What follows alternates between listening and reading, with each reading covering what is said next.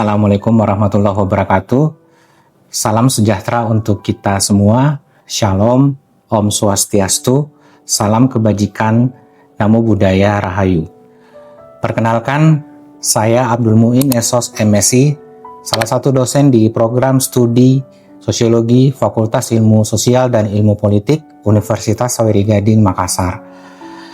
Video pembelajaran ini akan menampilkan salah satu mata kuliah yang saya ampu, yaitu Sosiologi Pedesaan. Di mana mata kuliah Sosiologi Pedesaan adalah mata kuliah yang wajib ditempuh oleh mahasiswa pada program studi Sosiologi semester ganjil. Dan di program pada semester 3 dengan bobot 3 SKS, ditempuh dengan 16 kali pertemuan termasuk diantaranya mid-test atau ujian tengah semester dan final test ujian akhir semester. Pada kesempatan ini, saya juga akan menjelaskan deskripsi singkat terkait mata kuliah Sosiologi Pedesaan. Adapun deskripsi mata kuliah Sosiologi Pedesaan membahas tentang masyarakat pedesaan dari perspektif sosiologi, termasuk pengertian dan ruang lingkup sosiologi pedesaan yang dikaji meliputi sistem dan struktur sosial yang statis dan dinamis. Mata kuliah Sosiologi Pedesaan juga membahas keterkaitan antara desa dan kota, kelembagaan sosial yang ada di pedesaan, serta perubahan sosial dalam banyak aspek di pedesaan. Selain itu, mata kuliah ini juga akan melaksanakan studi lapang di desa terpilih untuk menunjang tercapainya capaian pembelajaran dalam sosiologi pedesaan. Adapun materi yang saya bawakan dalam mata kuliah Sosiologi Pedesaan, saya membagi menjadi 10 pokok bahasan. Yang pertama, pengertian ruang lingkup dan konsep dasar sosiologi pedesaan, perspektif teori sosiologi pedesaan, pola komunikasi dan ciri masyarakat pedesaan, kekuasaan, wewenang dan perubahan sosial di pedesaan, urgensi sosiologi bagi dinamika masyarakat pedesaan dan perubahan dan problematika di pedesaan, anatomi desa, sejarah perkembangan desa, adaptasi ekologis dan strategi nafkah keluarga di pedesaan, kelembagaan sosial di desa, pola komunikasi desa, kemiskinan dan sistem ekonomi pasar di desa, dilema migrasi antara kesejahteraan semu dan devolusi pedesaan, komunitas terbayang dan persoalan pangan nasional, perempuan dalam pembangunan dan demokrasi desa, strategi model pembangunan di pedesaan. Setelah mempelajari mata kuliah ini, sebagai capaian pembelajaran diharapkan mahasiswa mampu 1. Mengetahui ruang lingkup sosiologi pedesaan, 2. Menganalisis dan menerapkan konsep sosiologi pedesaan yang dibutuhkan dalam memahami dan mengeksplorasi fenomena sosial, memahami perkembangan masyarakat desa, hubungan manusia dengan pola kepemilikan lahan di pedesaan, aspek-aspek kultural dan struktural pada masyarakat pedesaan. Keempat, memahami kelembagaan atau peranata sosial yang fungsional pada masyarakat pedesaan. Kemampuan akhir setelah capaian pembelajaran di atas dicapai, mahasiswa diharapkan mampu dalam sub-capaian pembelajaran yaitu 1. Mampu menjelaskan pengertian dan ruang lingkup sosiologi pedesaan. Yang kedua, mampu menguraikan perspektif teori sosiologi pedesaan, pola komunikasi, dan ciri masyarakat pedesaan. Yang ketiga, mampu mengetahui perubahan sosial, kekuasaan, dan wewenang di pedesaan. Yang keempat, mampu menyebutkan urgensi sosiologi bagi dinamika masyarakat pedesaan. Mampu menjelaskan landasan teori perubahan dan problematika di pedesaan, mampu memaparkan sejarah perkembangan desa dan anatomi desa, mampu menguraikan adaptasi ekologis dan strategis nafkah keluarga di pedesaan, kedelapan, mampu menjelaskan kelembagaan sosial di desa, kesembilan, mampu menguraikan kemiskinan dalam sistem ekonomi pasar di desa, 10. Mampu memahami dilema migrasi antara kesejahteraan semu dan devolusi pedesaan. Mampu menjelaskan komunitas terbayang dan persoalan pangan nasional, mampu menjelaskan peran perempuan di pedesaan dalam pembangunan, ke-13 mampu memahami demokrasi desa, dan ke-14 mampu memahami strategi model pembangunan di pedesaan. Selanjutnya, Teknik perkuliahan dilaksanakan dengan cara tatap muka sebanyak 16 kali pertemuan, termasuk mid test, ujian tengah semester, dan final test, ujian akhir semester. Metode perkuliahan ini menggunakan model DIA, yaitu delivery, interaction, dan assessment. Tahap pertama dengan delivery. Setiap saya memulai pembelajaran, saya selalu memulai dengan salam, saya menyapa mahasiswa, kemudian berdoa bersama, absensi. Setelah itu, saya menyampaikan kepada mahasiswa tentang tujuan dari pembelajaran itu sendiri. Selanjutnya melakukan review pelajaran minggu sebelumnya. Setelah itu baru saya melanjutkan dengan materi pembelajaran minggu berjalan dan memberikan referensi atau buku yang menjadi rujukan sebagai penunjang dalam pembelajaran.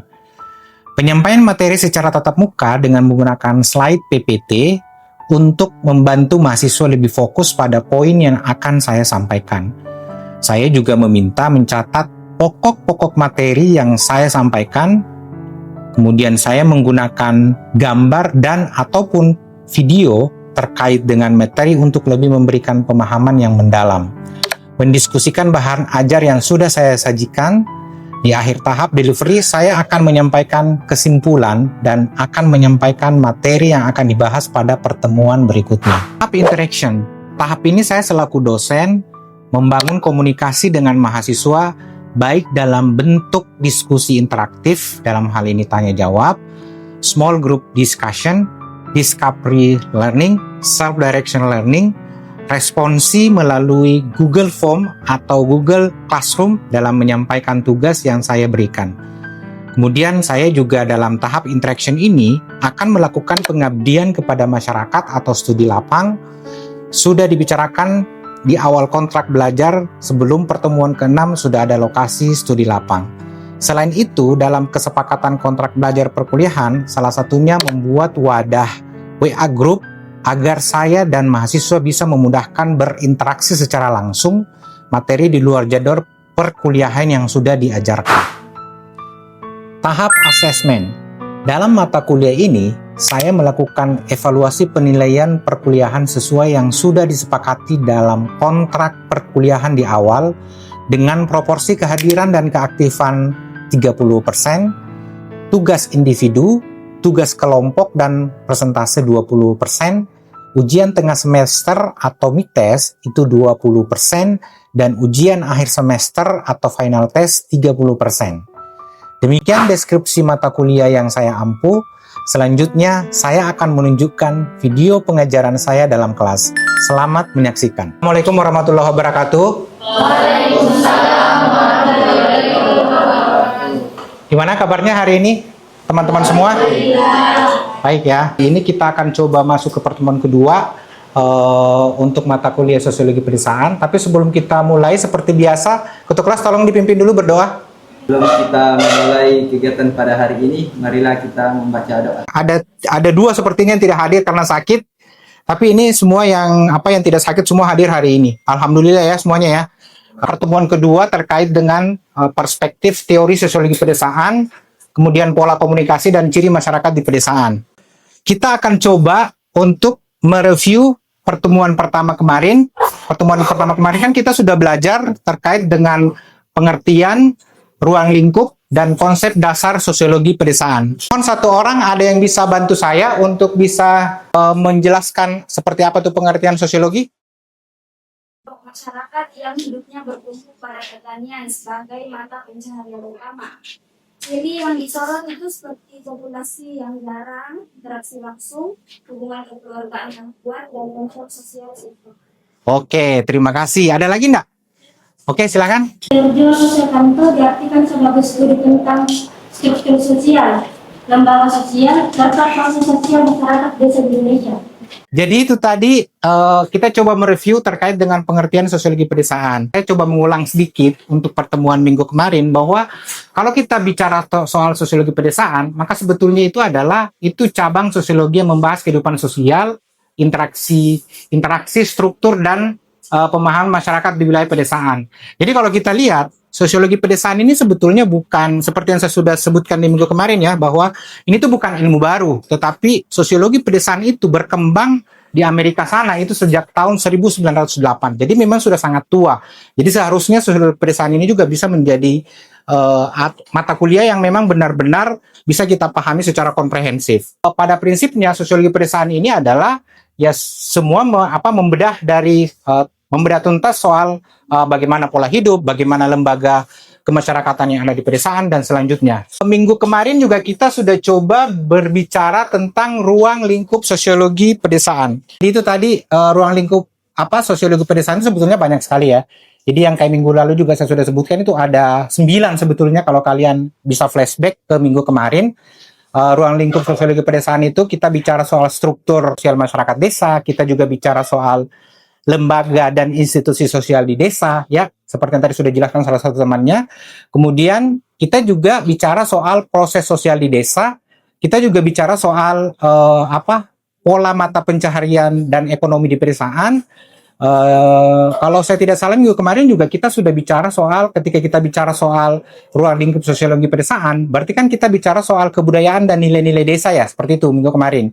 Nah kemudian kita ada 9 sih, dan terakhir kita bicara tentang hubungan desa kota gitu. Jadi memang kita tidak bisa terlepas antara, kalau kita bicara soal sosiologi pedesaan, maka kita itu tidak bisa terlepas dengan bagaimana perbandingan antara desa dan kota seperti itu ya. Pembahasan minggu ini tuh kita akan membahas tentang perspektif teori sosiologi pedesaan, pola komunikasi, dan ciri masyarakat di pedesaan. Dan apa sebetulnya tujuannya? Tujuan untuk mempelajari mata kuliah ini. Mahasiswa mampu menguraikan perspektif teori sosiologi pedesaan, pola komunikasi, dan ciri masyarakat di pedesaan. Jadi itu tujuannya. Jadi setelah kita mempelajari minggu ini, saya harapkan kalian tuh semua sudah bisa menguraikan ya.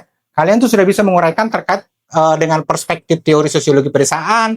Kalian juga sudah bisa menguraikan tentang bagaimana pola komunikasi yang terjadi di pedesaan. Kemudian yang terakhir itu kalian juga harus bisa menyebutkan atau bahkan menjelaskan terkait dengan ciri masyarakat pedesaan itu sendiri. Saya coba meminjam atau mengadop model perkembangan ilmu pengetahuan dari Kuhn.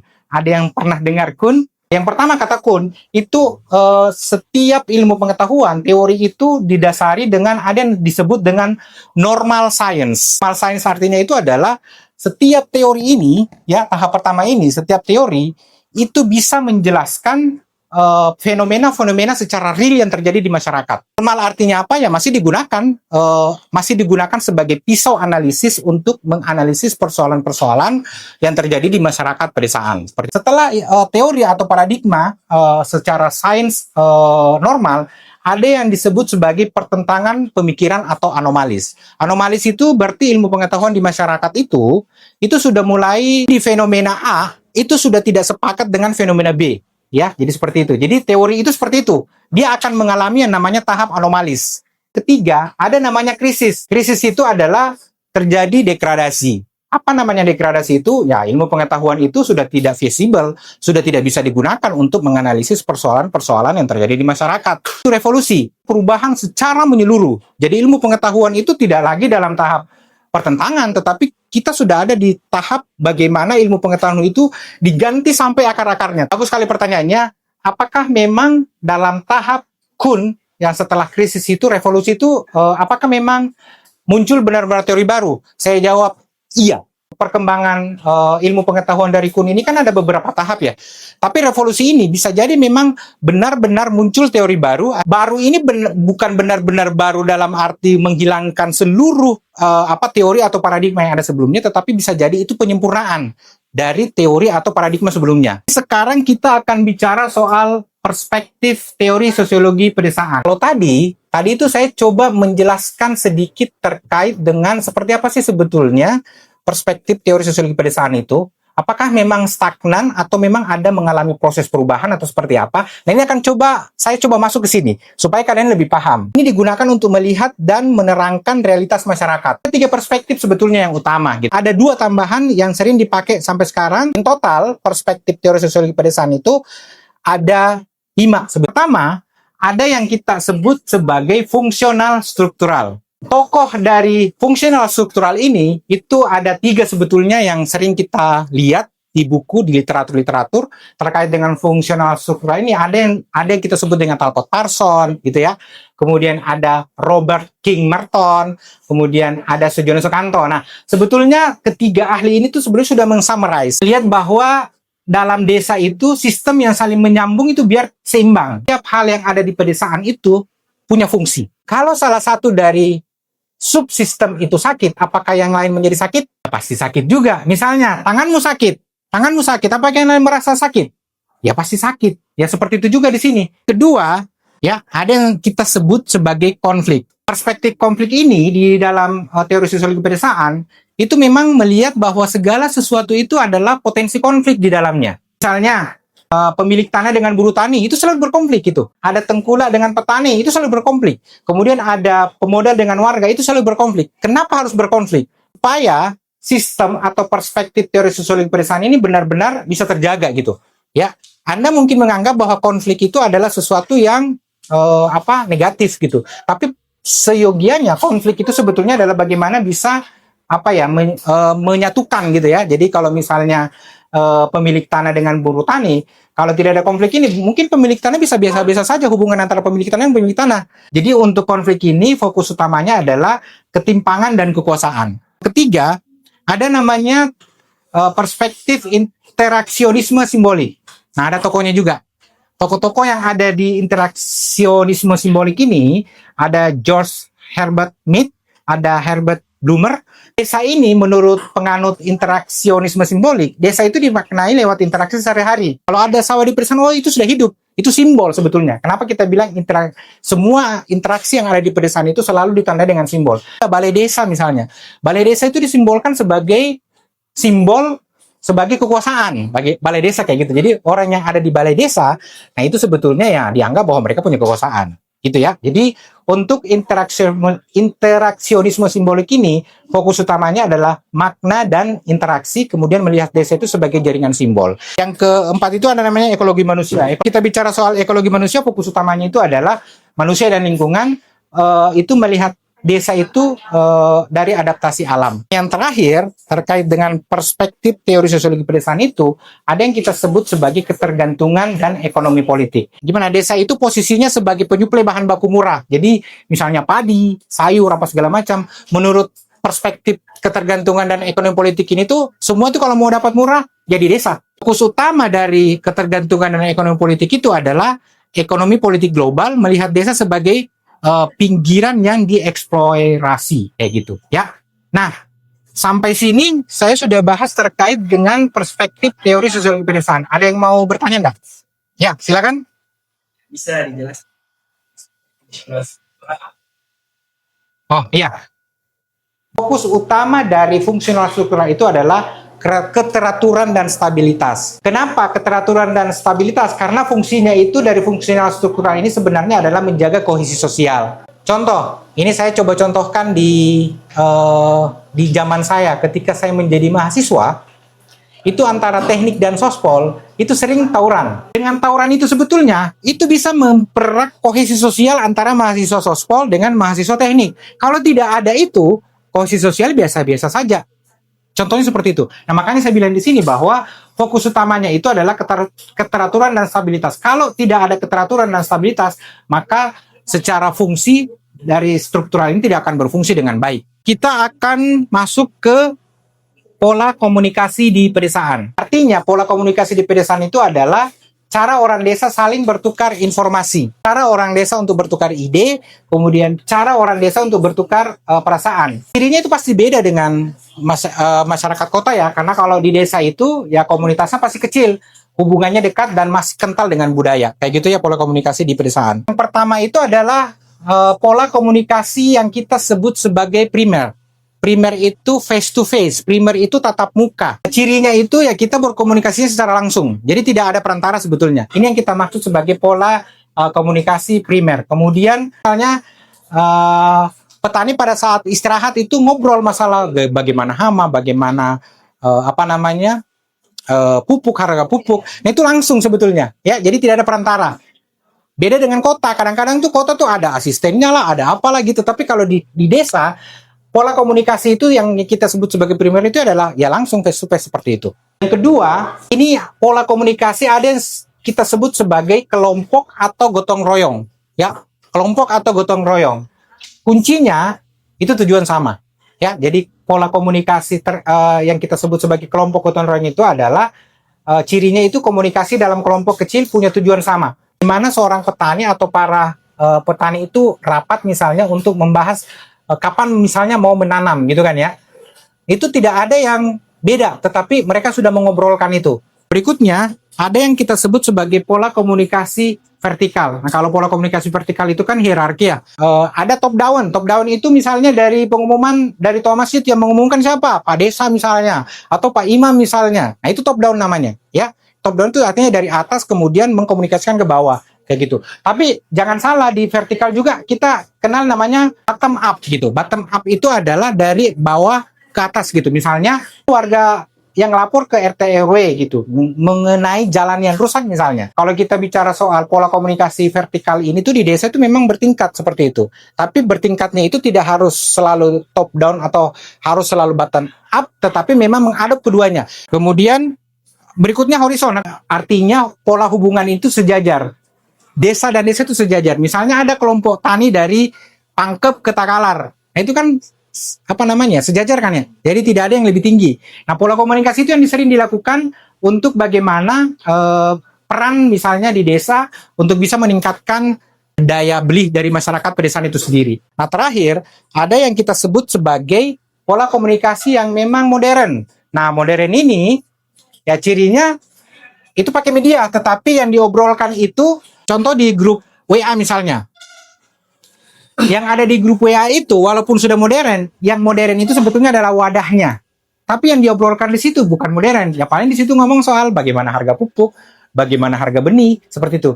Ya beda dengan misalnya WA yang misalnya ada di kota itu, wah semeraut tuh, share apalah misalnya segala macam soal bagaimana ketegangan di Timur Tengah atau bagaimana Piala Dunia sekarang, kayak gitu-gitu ya. Tapi kalau yang ini benar-benar walaupun dia komunikasinya secara pola komunikasinya modern, tetapi ya ini yang dikomunikasikan di situ tuh memang sifatnya memang yang terkait dengan di pedesaan itu sendiri. Jadi untuk pola komunikasi modern ini kan yang tadi saya bilang ya bahwa kalau ini kan misalnya primer, kemudian gotong royong, kemudian vertikal, horizon, itu mungkin langsung antara manusia dengan manusia kan gitu kan ya. Nah, tapi kalau untuk yang memang secara modern ini, ya itu pakai komunikasinya itu pakai media sebetulnya.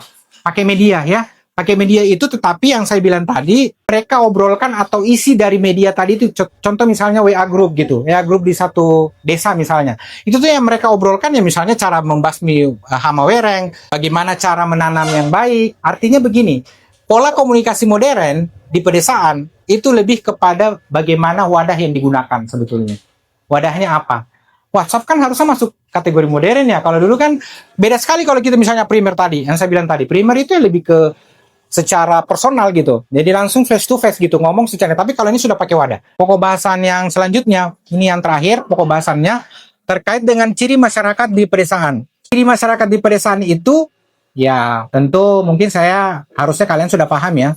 Memang kalau kita bicara soal pedesaan itu, jumlah penduduk kecil dan kepadatan rendah. Nah, misalnya di desa itu, satu RT itu tidak banyak. Satu RT itu kadang sampai maksimal 20 ya. 20 ada 10 sampai 20, bahkan ada yang sampai mungkin ada maksimal mungkin 50 gitu. Nah, itu maksudnya bahwa ciri masyarakat di pedesaan itu harus pahami jumlah penduduknya itu kecil. Kemudian kepadatannya rendah. Gitu ya. Jadi kalau Anda bandingkan dengan kota kan ya jumlah penduduknya pasti banyak gitu kan. Kemudian penduduknya pasti banyak gitu, beranak pinak di sana. Nah, tapi kalau untuk ciri masyarakat pedesaan, jumlah penduduk kecil dan kepadatan rendah.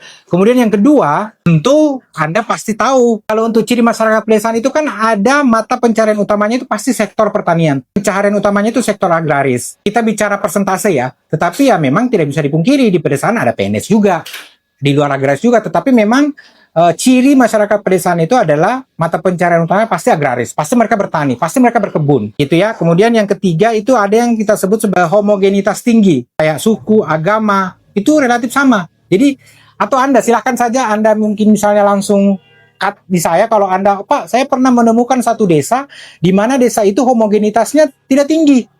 Ya, jadi di sana ada Kristen misalnya agama ya, ada Kristen, ada Buddha, ada apa segala macam.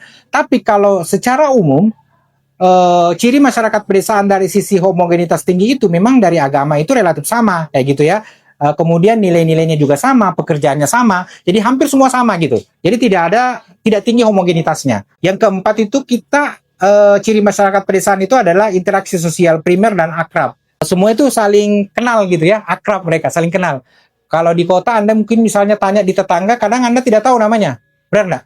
Ya, tapi kalau di desa 1 kilo ke sana pun dia tahu gitu namanya. Itu yang kita sebut sebagai interaksi sosial primer dan akrab. Yang kelima itu adalah kontrol sosial informal itu kuat. Itu di desa ya. Jadi aturan-aturan yang ada di masyarakat itu tidak tertulis sebetulnya, tapi dijaga rasa malu gitu ya. Jadi itu yang kita sebut sebagai kontrol sosial informasi kuat. Jadi kalau di sini ada kawin lari misalnya, itu mereka malu sekali gitu. Mereka malu sekali. Itu yang kita sebut sebagai kontrol sosial informal itu sangat kuat. Kemudian mobilitas sangat rendah. Pindahannya itu rendah gitu. Jadi tidak tinggi seperti yang ada di kota. Dan yang ketujuh, ada hubungan dengan alam sangat dekat. Jadi mereka itu sangat dekat dengan alam sebetulnya ya. Misalnya dipengaruhi dengan cuaca, dipengaruhi dengan iklim, masa tanam, apa segala macam. Nah itu yang kita sebut sebagai ciri masyarakat pedesaan terkait dengan hubungan dengan alam sangat dekat. Ada juga solidaritas dan gotong royong tinggi, Gemeinschaft. Ada acara begitu, nah mereka saling bantu. Jadi ibu-ibu datang ke rumah yang pesta itu, kemudian mereka saling bantu, tapi tidak dipungut biaya. Struktur sosial sederhana dan tidak berlapis-lapis, dan terakhir itu ada tradisi nilai lokal itu masih kuat. Jadi kayak misalnya mitos, norma itu masih sangat dijaga. Tradisi lokalnya itu masih sangat kuat kalau kita bicara soal ciri masyarakat pedesaan. Jadi itu tadi ada 10 ciri masyarakat pedesaan. Tadi saya sudah tunjukkan video terkait dengan mata pencaharian di desa. Itu videonya tadi saya sudah tunjukkan juga. Kemudian gotong royong, bagaimana gotong royong ibu-ibu ketika ada hajatan misalnya, itu juga saya sudah tunjukkan videonya.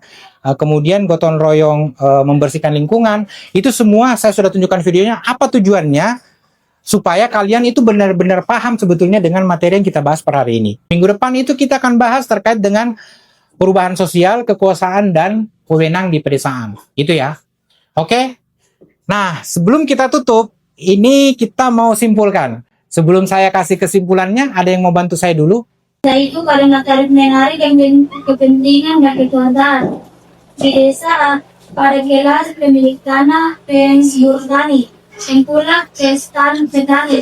Kesimpulan kita di perkuliahan hari ini, yang pertama itu tadi kita sudah bicara soal perspektif teori sosiologi pedesaan, di mana di sana kita sudah belajar terkait dengan teori fungsional struktural, kita sudah belajar perspektif konflik, kita juga sudah belajar soal interaksionisme simbolik, kita juga sudah belajar soal ketergantungan dan politik dan ekologi manusia. Kesimpulan kedua, itu tadi juga kita sudah belajar soal pola komunikasi di pedesaan. Jadi kalau pola komunikasi di pedesaan itu tadi kita sudah jelaskan dan diskusikan bersama. Yang pertama ada pola komunikasi secara primer, ada yang kelompok, ada yang vertikal, horizon, dan modern. Kemudian kesimpulan terakhir itu adalah ciri masyarakat pedesaan. Ciri masyarakat pedesaan itu tadi sudah ya, kita sudah jelaskan, kita sudah diskusikan sama-sama.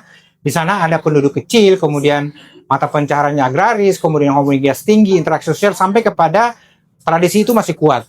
Jadi ini adalah kesimpulan yang saya berikan di pertemuan kita kali ini. Untuk mata perkuliahan hari ini saya akan kasih tugas yang pertama itu, jadi teknisnya begini.